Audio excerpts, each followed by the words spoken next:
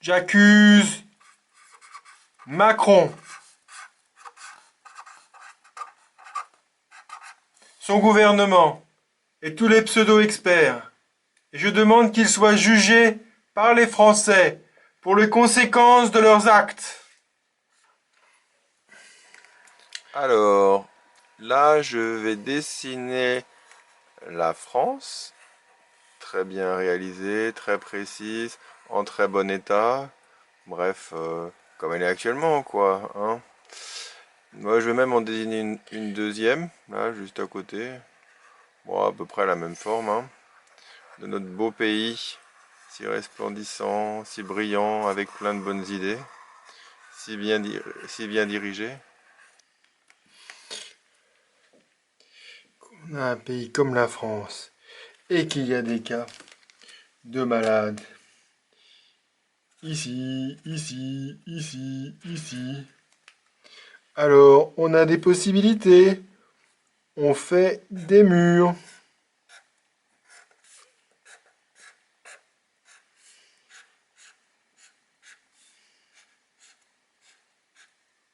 On limite. Parce que sinon, quand on a des cas ici, ici, ici, ici, et ben sinon ça voyage.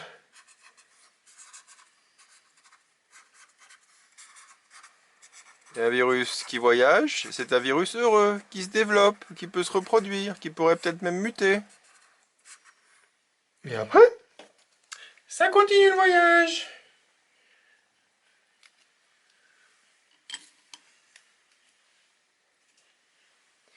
Ça continue. Ouais, parce que les virus, ils aiment bien avoir des petits relais, partout dans la population.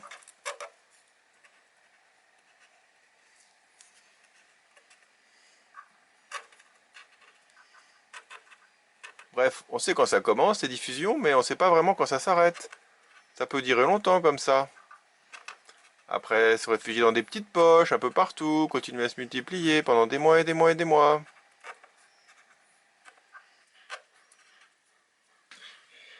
Et après, on arrive à la situation de la France où on en a partout.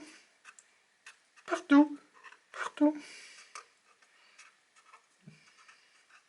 Et bien sûr, en plus, ça continue, c'est des frontières, ça déborde. Parce que comme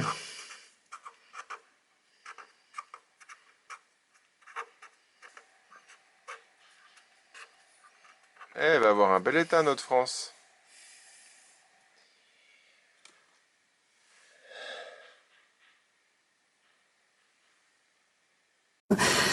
Aujourd'hui, ce que nous connaissons des informations qui nous viennent de Chine sont qu'il y a autour de 600 personnes atteintes, diagnostiquées avec ce virus. Parmi ces 600 personnes, une centaine sont hospitalisées pour des cas graves et 17 personnes en sont décédées. La durée d'incubation de ce virus semble être, d'après les informations que nous avons, autour de 7 jours, pouvant aller de 2 jours à 12 jours. Et aujourd'hui, les autorités chinoises ont pris des mesures de confinement dans les villes où il y a les principaux cas, des mesures assez sévères, puisqu'il y a un confinement de 2 grandes villes où les personnes ne sont plus autorisées à sortir. Il n'y a pour l'instant, à ma connaissance, pas de cas dans l'Union européenne.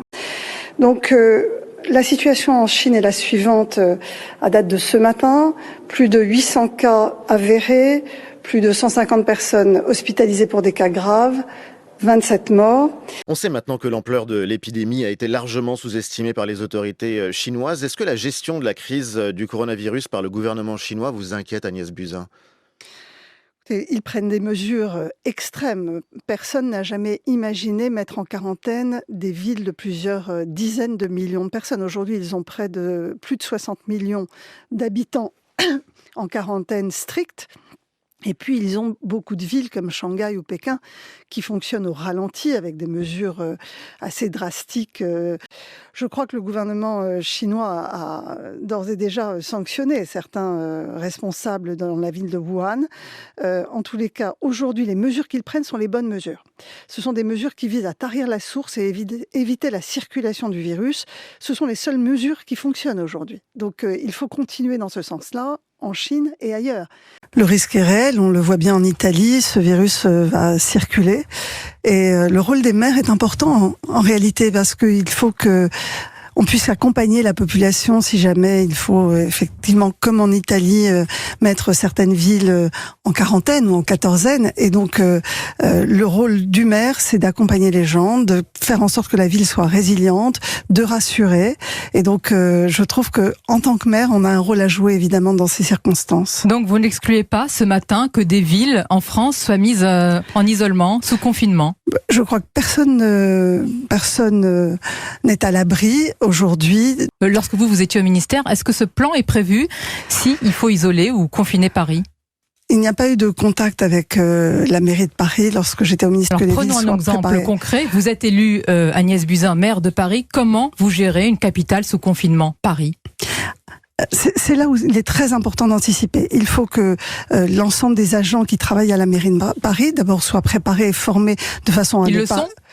À mon avis, ils ne le sont pas aujourd'hui. Ah bah c'est inquiétant.